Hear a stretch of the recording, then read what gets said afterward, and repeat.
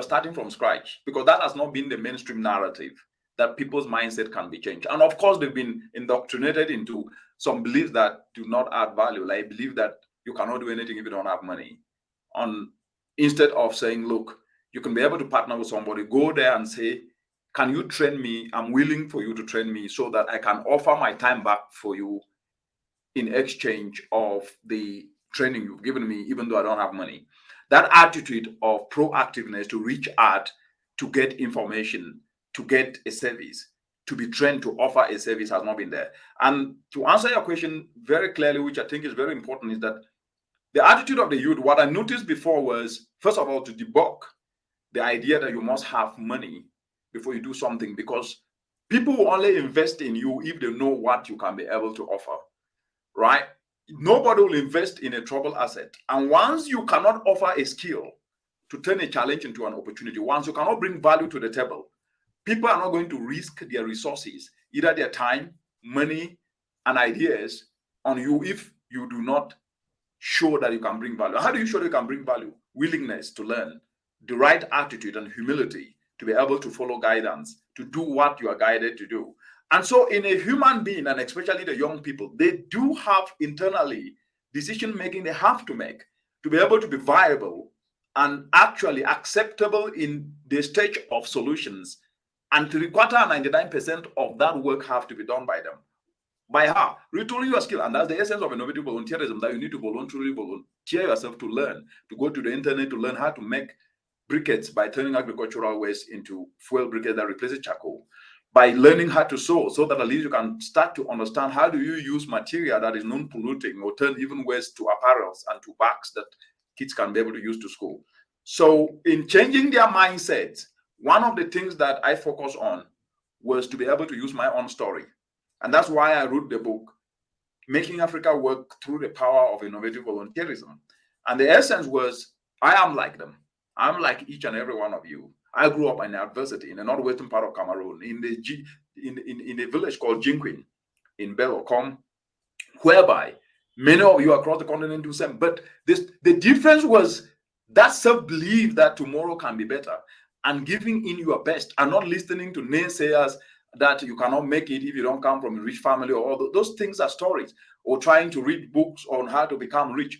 The easiest way to become rich is for you to retool your skills and offer value. People will come for you to get substance from what you can be able to do.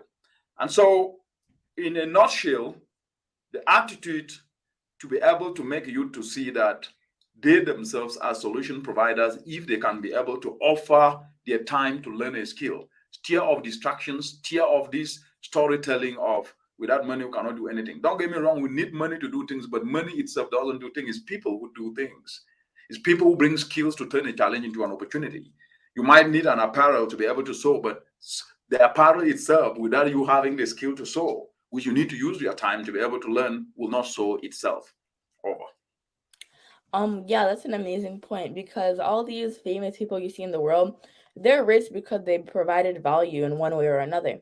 For example, Bill Gates, he provided value through Microsoft, through his software company.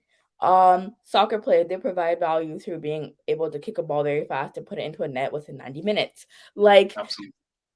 whatever aspect you're talking about, you have to provide value. So if you're sitting around doing nothing and you think that because you read Rich Dad Poor Dad once, although it's a good, although it's a really good So book. what is in this, Afu? Sorry to come in here, but what is in this Rich Dad Poor Dad? I mean, I see it a lot moving around, right? The Instagram post on this, it's viral. What is it? Please take a Well, minute I and mean, explain I to read the everyone. book, and basically, to summarize, it's basically how different people have different habits, which can help you get rich.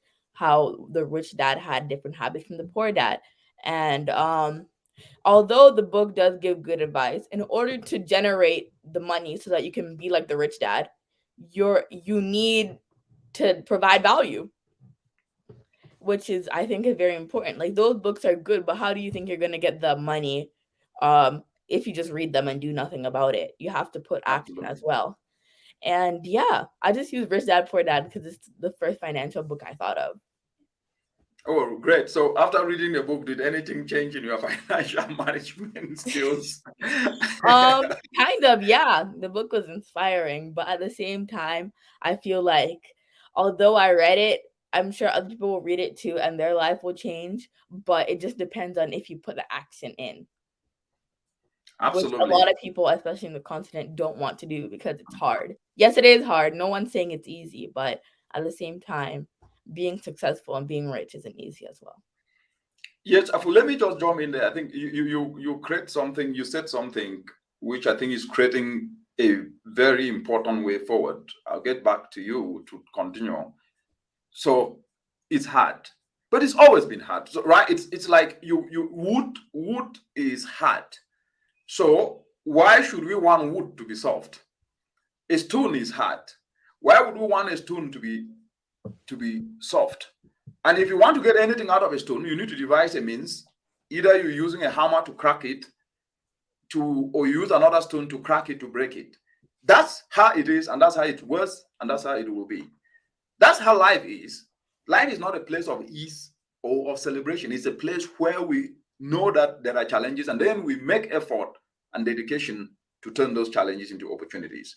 And I think that point you are bringing up is very important. I think this narrative that life is easy, it's a wrong narrative because it's never been easy before, and it will not be easy today and tomorrow. So once we have that idea, and you make a good point, when you read the book, reach that and poke it, right? Or reach that, pour that, or reach that, poke it. The point is the point, the actions are there. But if you don't voluntarily volunteer yourself to do that, then you will always never be rich. So it's a very good point you brought up over. Yeah, you're right, because in the book, the rich dad generated his wealth through working hard. I forgot what he ended up becoming, but yeah, he generated his wealth through working hard. And I feel like a lot of people overlook that part and just skip to the part of thinking that if they just follow those steps, they're going to be rich. But in reality, everyone's path is different. And like in your scenario, not everybody who becomes an environmental scientist or a policy director for the UN is going to be successful. And not everybody who is a cashier at McDonald's is not going to be successful. Like, I feel like Mhm. success is pretty relative, and people should not judge their successes based on other people, because you don't really know where other people started. Because for all you know, even though you're not, you could have been a product of nepotism, even though you're not. But people fail to realize that, and they're wondering why they're not succeeding as far as others. But I feel like success is pretty subjective, because my success could be getting a good mark at a test, but your success could be getting promoted. Like, at the same time, I feel like success is relative, and we shouldn't be thinking, oh, I'm not successful because somebody else is doing more. Just because they're doing more doesn't mean that you're not doing enough. Very, very powerful point, because that now brings us to the point where we now need to start rounding up, which is about society perception of us.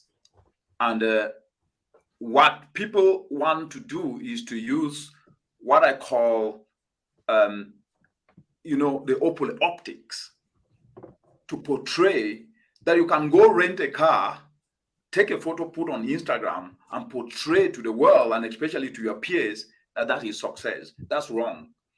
That success is not necessarily about materialistic endeavors, but it's about us doing that which touch other people's lives. That if a mother in a village cannot be able to afford a solar dryer to dry her vegetables, and you voluntarily learn a skill because you wanted to develop a solar dryer to help that mother in a village, that's already success, because the life is touched. And I think formulating success from the perspective of how useful we can be, that being useful is already an excellent pathway to success, is what we should be able to channel. I think, thank you very much for bringing up this point, because with that, seeing it this way, that success is relative, but it must be about touching people's lives, going beyond your immediate family and your immediate self, and doing that which community can benefit from. That you go to school, yes, you learn hard because you want to become an engineer, and especially a construction engineer, to guide, help root construction in communities so that people can be able, that you want to be a teacher so that you can impact knowledge on students, especially knowledge on values of humility, on kindness, on empathy, right, on respect. That is success. And if you can successfully be able to make people to see opportunities in challenges, then you've succeeded. This is the way I see success. And that's why in the book, Making Africa Well Work, I made it very clear in chapter 3 that it takes a village to raise a child. And once